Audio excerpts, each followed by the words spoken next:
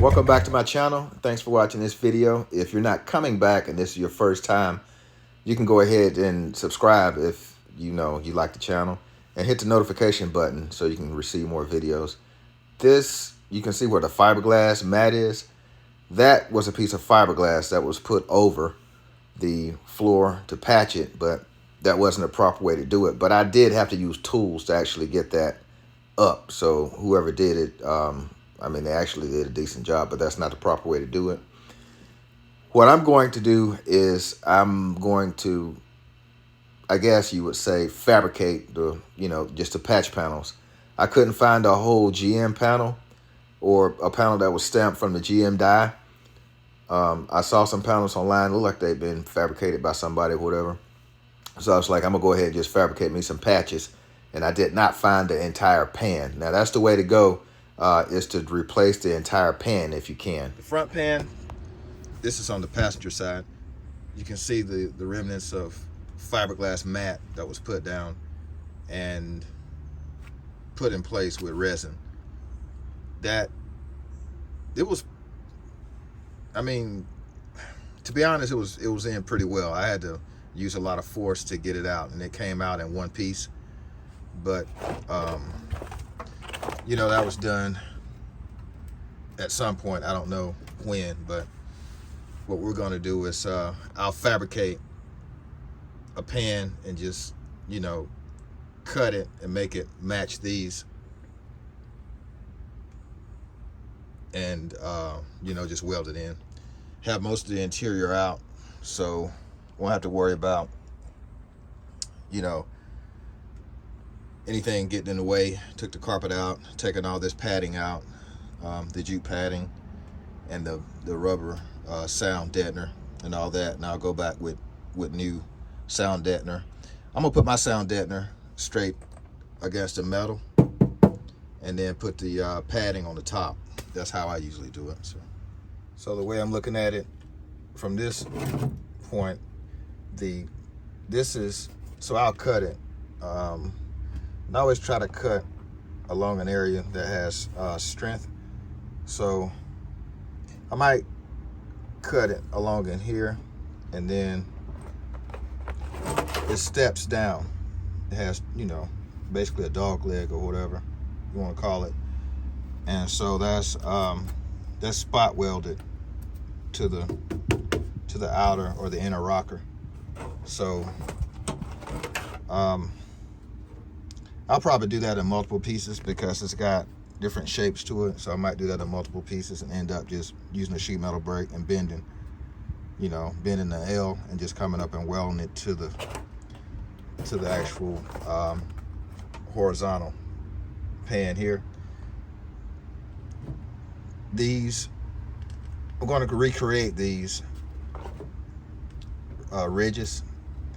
They're fairly pronounced on here. That gives it structural integrity. My bead roller won't roll that deep. I know it won't.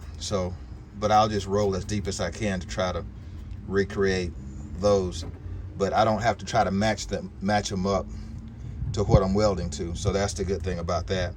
Go up front and you can see where it overlaps. So I'll just take that, peel it off here, repair just that area here, and peel that pan off the sheet metal, prep it, and put weld through primer and just weld back on top of it. Put holes in the pan that I'm placing on it and plug weld them, sort of kind of resemble the spot welds or replicate the spot weld. So this is the only part right here that I have to match up because my cut is going to go along in here. So I have to put these shapes back in the pan that I'm putting back and actually make it match up. This is the front template. I have those there. The grooves here, the hole marked, and then where it overlaps and is pinch weld in the front, have that marked. Like I said before, I bring it out to the edge and not drop off, but just make it out of two pieces. So this is the major piece, the top piece. I actually start with a flat piece of metal, just cut it in the shape of this, put a hole here and use the bead roller to go ahead and make the shapes that I need to make in it, the contours, the beads, and the raised parts. I use a bead roller, just an inexpensive bead roller, to roll these shapes in here, the recess for the drain hole and the beads for the structural integrity. And you have to swap out the rollers to get the different shapes that you want. But this one is like just a bench top, and I just have it attached to my welding cart. But I used a sheet metal brake to make this piece here, and I'm going to remove it in a few minutes. You'll see me removing it, but this here is just a piece that's been, fabricated and bent on a sheet metal brake. Just, you call it a box pan brake or whatever you want to call it. But to remove the existing old rusty metal, it's a lot of ways to do it. You can, kind of roll it up like I did and wiggle it and try to fatigue it, and it'll bust every spot weld as you go. But if you have tools, use them. This is a pneumatic chisel. I'll take it and put it between it, and it works very well. What you want to do is you want to get the majority of that pan out of the way. You want to leave enough to kind of put the new piece on top, and just separate it, from the firewall, whatever, and the rocker. This flange for the rocker is pretty solid. It's a much heavier gauge than the sheet metal for the floor pan. So what I like to do is I like to take this and get up underneath or between the spot welds, and it'll lift it up, and then you can cut it and kind of take pliers and wiggle it, and it'll pop that metal off, but you have to slice it to get it off. I took the grinder and grind off the what was left over from the pinch weld, the spot weld, all the way up, and I marked it just past the point where the flange is for the piece that I'm going to weld on. I'll place it down, I'll mark it, and I'll punch holes in it so I can plug weld. So it should land right back on where I've already grinded the spot weld off. So spot welds will be right back in the same place.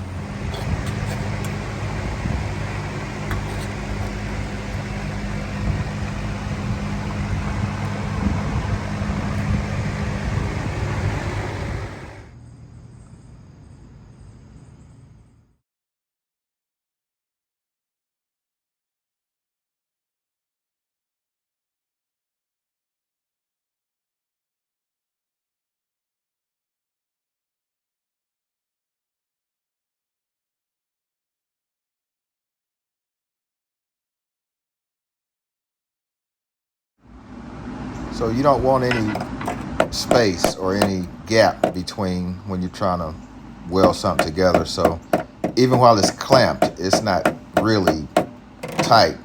So you'll take that, your hammer, and just kind of try to planish it down against the inner rocker until you hear the tone change, and then you got it flat up against it. With the spot welds, I like for mine to lay flat, and I do it with a lot of heat and, about medium wire speed. And these look pretty good, so that'll be it for those.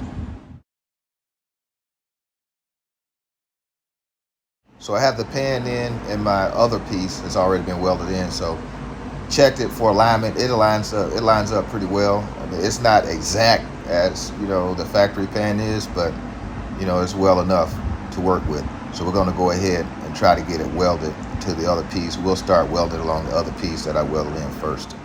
Start to trim and tack. What I mean by trim is it was hanging over the edge a little bit, so I took the flap disc on the grinder and evened it out with the vertical piece that's coming up, and just begin to tack. I'll show you how to slice this I'll start right here and I'll start to slice it this way, both pieces, and then the little sliver from underneath will come loose when I begin to tack it. I'll show you that in a few minutes. But this is the most important part over here, is where I put the self-tapping screw in, because I want to keep these aligned, because that's all that counts really for alignment. That's all that has to align within this whole panel. So I'll start over there and work my way around. Just don't work yourself into a corner. I want to explain to you how I slice it. This is 1/16 of an inch in thickness. So what I'll do is, when I'm slicing both panels at the same time. So you have to leave yourself a nice margin of good panel so you can slice a sliver, and then the sliver from underneath will fall out, and this will actually push down, you know, right where you sliced it at, and it'll join in a butt. You do a butt weld. But make sure, if you're slicing, you can see if this is, I have it straight up and down for a panel that's flat and straight up and down. So if I have it tilted any at all, it'll cheat one way or the other. If I'm slicing this way, this is my good panel. If this is my good panel and I'm slicing some off to weld it, if I lean it in, that's a good cheat, right? Because it's making this panel just a hair larger depending on how much gap you have between the two panels. It's making it a little bit larger, and it'll meet up, and you can always shave some off of this one. But if you slice it this way, or you tilt it this way, you try to cheat it that way, it's no good for this panel, because you're cutting this panel shorter than you are the other panel. So when they come together, there's going to be a gap, and you can add back to it, but it's easier to actually shave off versus trying to add back with weld. I've completed my first slice, and do just little slices at a time and just tack them up all the way around. Then you can go around and fully weld it. But you can see I cheated it. I have it leaning. I have the grinder leaning a little bit. It's not straight up, and it won't go straight up now, you know, because I have it plunged into the cut that I just did. So I cheated a little bit to actually close my gap a little bit. And so what I'll do is I'll go ahead and put a little something underneath here to hold it up, and then I'm able to press this down to meet up with this panel, and I'll weld them together. I've laid the first tack in. I put a piece of welding filler rod underneath. It's about less than 3/8. Not 3/8, I'm sorry. Less than 1/8. So about maybe 3/32. So I pressed it down and got my first tack in. That's all I want to do for that right there. And I'll just keep trimming and just tacking, you know, every 5 inches or so. You can also take a body saw or a saber saw, jigsaw, whatever you want to call it, with a metal blade, and get in there and cut around it also. Just be sure to look underneath the car and make sure you're not cutting through any lines, especially anything that's flammable. So do your safety check first. Always do that. And I always have my fire extinguisher handy. So keep your fire extinguishers handy. And it's never a bad idea to, you know, check 2 or 3 times to make sure you're not cutting through anything or near anything, or you're going to cut through anything, because it can happen very fast. With it lifted a little bit, go ahead and slice it someplace in there. You can go ahead and start taking out the top sliver. On the bottom, you have the same thing, but you have it underneath this side instead of on this side. On the top side, that's what you have. So you go ahead and start trimming it. Not too much, just go ahead and kind of get it out of the way. And you can see what a nice seam that made. It's so close that I'm not going to grind off any on the bottom. You can see there's a little surface rust here, but go ahead and do your tacks. Your tacks will take, you know, because you have the fresh metal that you cut through to. So keep your heat mainly focused on the new metal, and it'll kind of go over. I just hold it for a fraction of a second on the highest setting on my welder, and I have a Lincoln 135, so I put it on the highest heat setting, and the wire feed is about a little bit less than half, so it might be a little bit more than half, but you have to set your welder up, you know, the best suit you, but I'm telling you how I do mine.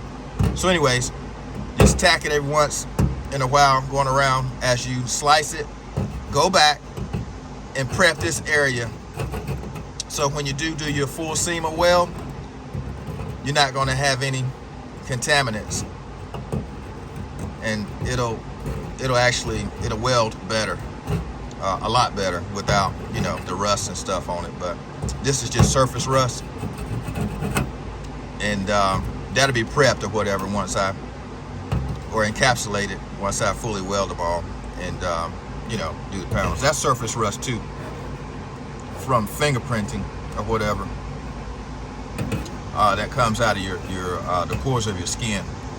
That's from handling it without gloves while I was working the metal.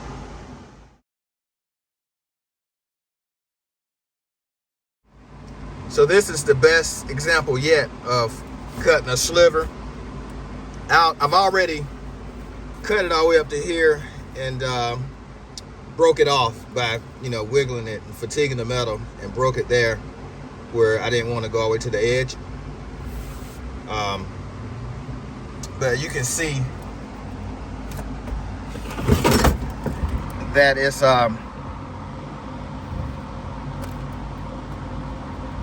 going below this piece, but you can't see any gap. You know, that's because I cheated it. I sliced it down at an angle to cheat that 1/16 of an inch gap of the blade. Otherwise, there'd be a 1/16 of an inch daylight that you would see in there, but there's not. So it's almost a complete closed butt weld. But there's a little gap because of the angle of both. So if you have two angled, it's like a miter. It's fit together like a miter. For the front, or anywhere where you have to hold it down and you can't clamp it, use a self-tapping screw. And you can see the screw is here. Okay, so I would put the screw here, you know, to hold this down, weld that. Then you just keep moving, you just weld up your hole. Just plug weld it, you know, just go ahead and weld the hole up. So now the screw's here. I'll plug weld this, take the screw out, move it here. Plug weld that. If you can't get it to fit flat up against the flange that you're welding it to, you might have to just hammer it a little bit just to push it down. Maybe go underneath the car, maybe use a jack and use a dolly and push the dolly up against it and just hammer and dolly it until you can hear the tone change of the metal, the tone of change when they're touching. That's the only way I know how to tell you to do it. But over here, there's another rust hole, but I was gonna wait until I got this down, and then I'm gonna cut it right here, go up around, and just fabricate a panel and weld it back in once we're done with the large panel.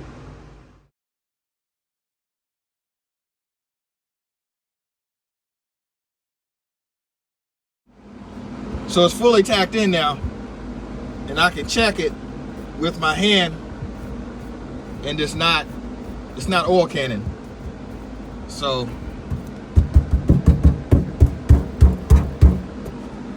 you have a solid pan. It's not fully welded, like I said. I have to go back and weld all the seams. I don't know if I'll grind them, depends on how it looks, but I'll probably just, you know, weld a seam and just fully weld it. I'm not going to grind it down. That'll weaken the welds or the seam, and from underneath you won't be able to tell. It'll look almost factory once you put the undercoating back underneath the car.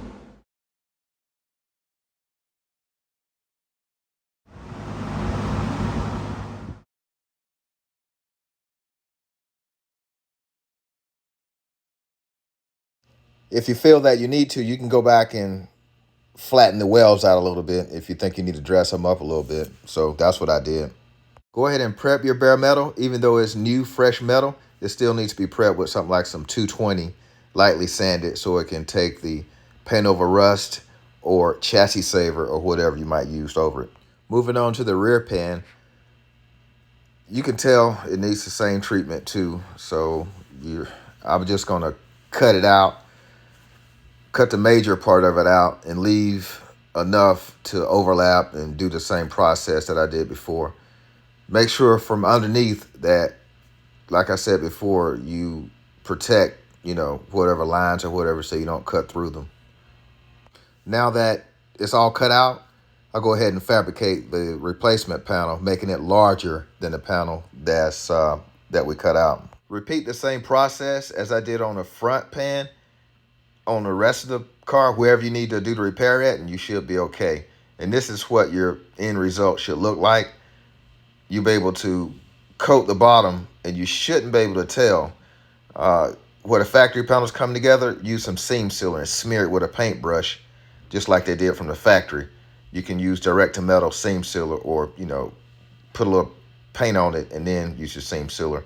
But I like to use a chassis saver in a satin black. You can use that on the inside of the vehicle, and you can use that underneath the vehicle and on your chassis. And that's just what I like to use as a chassis saver. Underneath, I used rubberized coating in the aerosol can. Just sprayed it in. It looks kind of uneven because it was so hot outside. It was kind of drying and kind of overspreading a little bit. But that's what we used underneath the car. It's a good rubberized underbody or undercarriage spray or coating. And basically sound dead and matte on the inside, and went back over it with the carpet that I took out of it, the existing carpet, and it had padding on it already. Please hit the like button, the subscribe button, and notification. Thanks for watching.